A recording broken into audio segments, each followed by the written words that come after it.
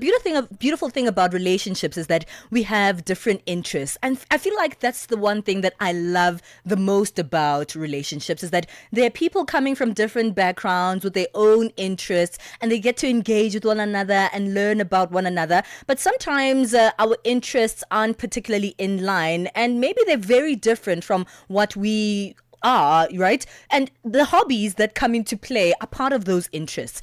And it seems like a lot of people are getting into sports, right? People want to go play paddle. People like to go hiking. More and more people are going into running, which is amazing. You know, it's something that we love to see. But we don't actually know what the other partner has to go through when you have a sporty partner. Someone who doesn't only run for fun, but maybe goes on a marathon or two a year, a half marathon perhaps. Maybe your partner is a bodybuilder and they have to go in different parts of the country to go show off their skills and, you know, compete with other people. Being a non-sportive partner doesn't mean that you're not compatible with your partner, but it does raise some unique concerns and challenges in that relationship, from mismatched routines, different ways of unwinding, and also financial, risks that come into play when your sporty partner has to do a lot of traveling and has to enter all of these competitions. So today, that's what we're exploring, you know, couples that navigate the difference of losing a connection perhaps, or maybe even keeping their cool when one partner is sporty and the other partner isn't. Aphiwe Tshele joins us on the line. They're a relationship coach helping us unpack this. Aphiwe, thank you so much for joining us here on The Move. Good morning. Aphiwe, are you there? Yes, I am here. Okay, perfect. How are you doing? I am good. How are you, Palesa? Doing great, thank you. Yeah, this is great because we're seeing more people actually getting into sports. And, you know, what might start as a light-hearted hobby for many usually goes on to become a little bit more serious as they enter more competitions. And sporty people will travel. Like, they will go on various routines. They might wake up early. They might have to go and, you know, have a routine that sometimes doesn't really include their partner. So let's look at that dynamic, right? Being a sporty partner with a non-sporty partner, it might seem okay at first because, people have different interests and relationships are like that. But what are some of the risks of having this kind of relationship dynamic? So first and foremost, I think it's when you're dating a sporty person, you have to understand that this is their lifestyle. It's not just a hobby that they do as in passing. It's become part of their lifestyle. Mm-hmm. And so you have to adapt to each other's lifestyles in a way that is sportive towards each other's lifestyles. And so, the challenge is, like you mentioned, things like waking up early on a Saturday when you prefer to be sleeping in bed, partners traveling away. There could be, a sort of quality time taken away by, your partner's lifestyle when they are quite sporty and they do engage in all forms of events of whatever that sport is.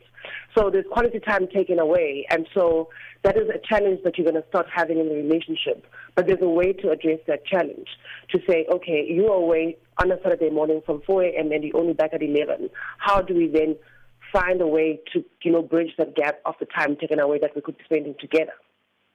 In the same breath, we can't assume that just because we have different interests that we're not compatible.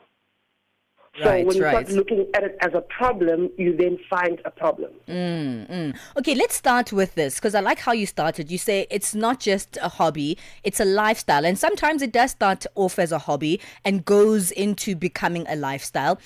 When a relationship has lifestyle differences, because it's not just the sporty person who's engaged in a lifestyle, the other person has their own lifestyle as well. How do you engage that in any relationship dynamic when there's a difference in lifestyle, especially because you guys are also trying to build a new or different lifestyle together?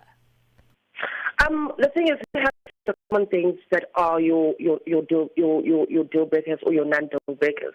So between you and your partner, you come in as individuals who've always had lives separately. And so when you come together, there are common things between the two of you. They don't necessarily have to be about the sport. They don't necessarily have to be the same hobbies. But you find the common things between the two of you where you share interest. And those are the things that you put energy into and you put effort into and you put time into. So whether your partner has a different lifestyle from you, as long as it's not destructive to them and it's not destructive to your relationship, there are ways to navigate it so that the common things that work for both of you are the things that you both put the energy to, and the things that are individual interests, you're both supportive towards each other. To be able to either enjoy those interests, to be able to partake in those interests, but there's a common ground where you have to find, this is not for me, but my partner loves it so much, and this is what it does for my partner. Therefore, how can I be supportive towards my partner in order for them to thrive? Because this might be something where, they get their sense of, of belonging, of peace, of balance. So you have to find the common ground where you're saying, I might not have the interest, but how do I then show support? It doesn't mean you're going to wake up at 4 a.m. on a Saturday morning and go stand on the side of the road and scream for your partner. Mm-hmm. But it could be a case of the night before you helping them prepare whatever they're going to need, or when they come back, you've prepared, what they're going to need in order to relax and, all of that. So the supportive part of it, there's so many ways to show it. Yeah, all right. I needed to take a break. Sorry to come in there, Aphiwe. We need to take a short break and we'll come back. Now I want us to really look intricately into the dynamics of that sporty and non-sporty partner, because sometimes sports can be quite all-consuming and it can also be quite expensive as well, and that can have a huge impact on the relationship too. So let's take this break. We're hanging out with Aphiwe Tshele, relationship coach, speaking about the relationship dynamic between a sporty and non-sporty partner and how these people can navigate this relationship dynamic. This September, Channel Africa celebrates Heritage Month, a time to honor the stories, the rhythms, and the languages that make us who we are. Whether you're in Lagos or the shores of Zanzibar, to the mountains of Lesotho or the markets of Dakar, we are united in diversity. Najivunia kuwa Mwafrika. Kukondolera Afrika ndiye nduwake. Proudly African and fabulous. Let us preserve our languages. Let's embrace our uniqueness. Let's embrace our cultures and celebrate the beauty of our continent. Channel Africa, the African perspective.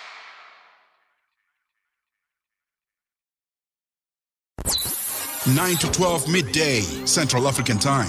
On the Move with Palesa Tau and Benjamin Mushatama.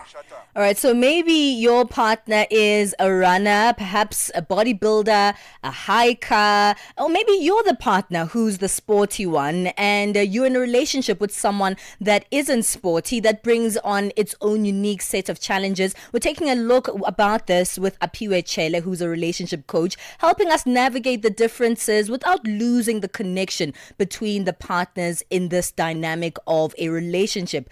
Aphiwe, let's go into that, right? There are a lot of things that can happen when your partner is part of a lifestyle of sports. First of all, there's probably a lot of traveling if they are competitive in the sport that they do, and that can also bring in the dynamic of finances. I know runners in particular, I'll use that as an example because it's a sport that's become ever so popular, especially amongst the young people, and people are starting to take it really seriously. In fact, many people who start running as a hobby go into it competitively at one point or another. The shoes are expensive and they have to have quite a number of them. If they have to go and run different races, they have to travel either by car or by plane, and you are the partner, especially if your relationship includes money, or you're sort of coming together into a marriage or a relationship that's already sort of merged together. That partner is using quite a lot of money, and it's not for the two of you, it's just for themselves. Yes, so when it comes to finances and relationships, there has to be very open communication about what the responsibilities are, especially like you're saying in a setting where you are maybe setting up for marriage or you are living together on a full-time basis and are sharing financial responsibilities. So there's obviously a list of whatever those responsibilities are, and you split them according to whatever works for you guys. So, but then behind that, everybody still has their own individual financial goals that they're doing on their own. And so when it comes to finances, it has to be very clear what is it that we are doing together when it comes to our finances, who's responsible for what, and what our goals, financial goals. So if we've put in 2 years' time we want to build a house, how are you going to do it with all those other activities and all this other traveling and all, that you have to partake in without taking away from what our goal is?